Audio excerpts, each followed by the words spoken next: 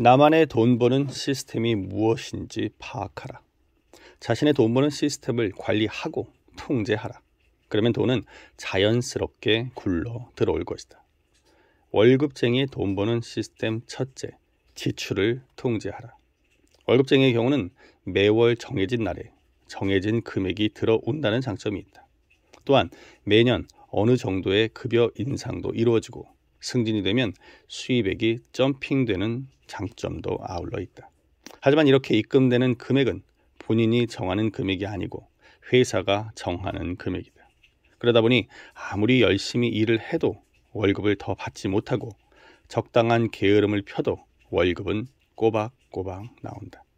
그러다 보니 적당히 일하는 것이 몸에 배어버린 사람도 많다. 요즘에는 이런 것들을 방지하기 위해 인센티브제가 도입되었다. 어쨌든 이렇게 받는 월급이 소비를 위해 지출하고 미래를 위해 저축할 만큼 충분한 금액이 되지 못하는 경우가 태반이다. 따라서 월급쟁이의 경우 지출을 통제하는 수밖에 없다.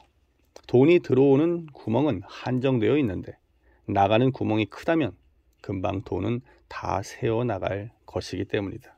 그러므로 월급쟁이는 다른 무엇보다도 먼저 철저한 지출 관리로 돈 버는 시스템을 가동시켜야 한다. 월급쟁이의 돈 버는 시스템 둘째, 자신의 몸값을 올려라. 두 번째로는 자기 몸값을 최대한 올려야 한다. 월급쟁이라고 하는 사람들이 받는 월급이라고 하는 것은 바로 자신의 몸값이다. 당신의 연봉이 3천만 원이라면 당신의 몸값이 3천만 원인 것이고, 당신의 연봉이 5천만 원이라면 당신의 몸값이 5천만 원이라는 얘기다. 회사에서 알아서 월급을 올려주지 않으면 내가 스스로 몸값을 올리면 된다. 회사에서 붙잡아 놓고 싶은 사람이 되면 자연히 월급도 올라갈 것이기 때문이다. 몸값을 올리기 위한 방안은 현재 자신이 속한 바로 그 자리에서 전문가가 되는 것이다. 전문가가 되는 방법은 각자가 자신에게 알맞은 아이디어를 내야 한다. 고민을 많이 한 사람일수록 더 좋은 아이디어가 많이 나오는 법이다. 고려 무역의 유과장은 업종의 특성상 일본과 중국의 바이어들을 많이 상대한다.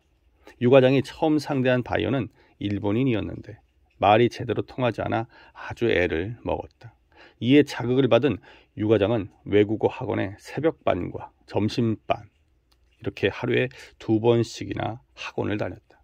점심때에는 샌드위치 1개를 1분 만에 먹고 학원을 다니는 억척을 보여주었으며 퇴근해서는 밤 12시까지 일본어를 공부했다. 이렇게 공부한 이후에는 일본에 대해 좀 더 알고 싶어 여름 휴가 때마다 일본의 각지로 배낭여행을 하고 있다.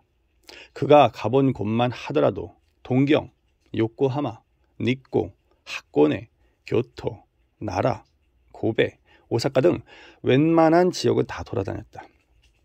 이것도 모자라 방송통신대학교에 일본 학과에 입학해 일본의 정치, 문화, 예술, 문학 등에 대해 공부했고 학위까지 취득했다. 이런 유과장이 다시 방송통신대학의 중문과에 입학했다.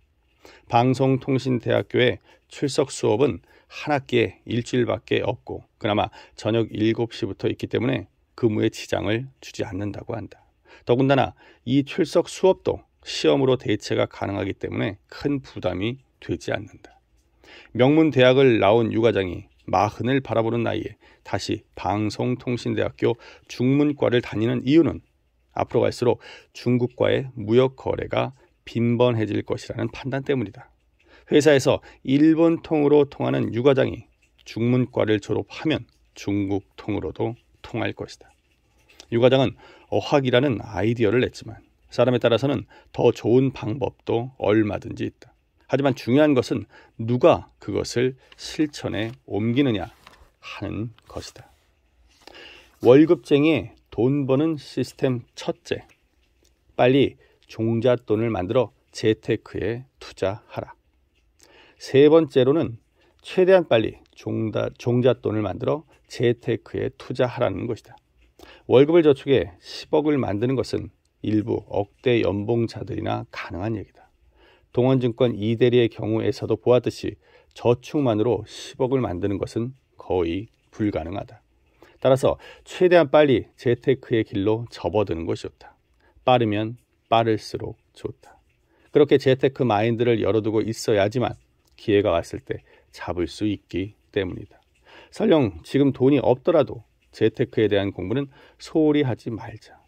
지금 돈이 없다고 공부에 소홀하면 돈이 생겼을 때 어디에 투자해야 할지 알 수 없다. 그리고 돈이 생긴 다음에 공부를 하면 그 공부하는 기간만큼 시간적인 손실을 보게 된다.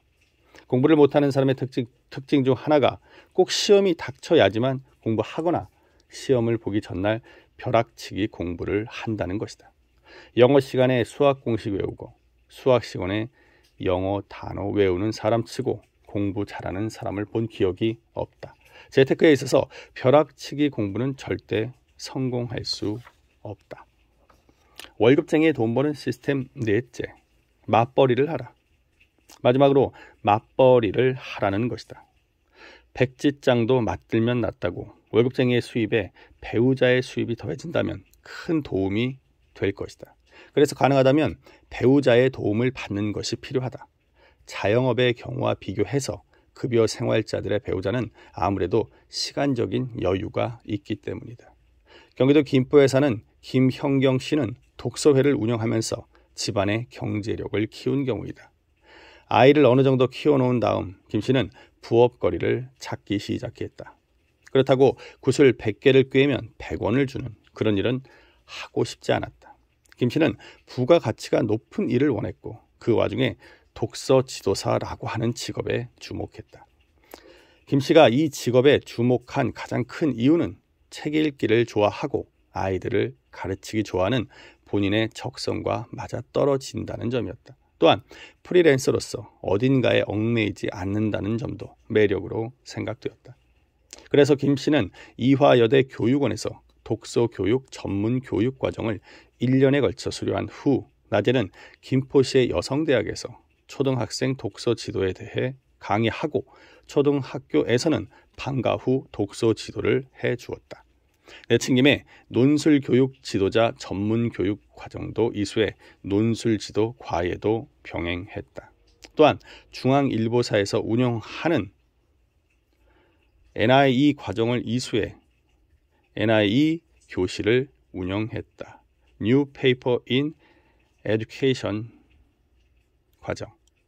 독서 지도에서 벌어들이는 수입과 논술 지도에서 벌어들이는 수입, NIE 교실에서 벌어지는 수입, 초등학교에서 벌어들이는 수입, 강의료 등 김 씨가 벌어들이는 수입의 종류는 실로 다양하다.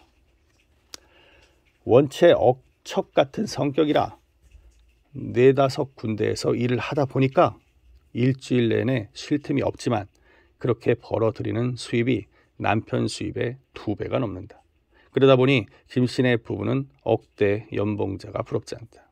이렇게 배우자가 도와주면 10억 만들기의 종착역은 훨씬 가까워진다.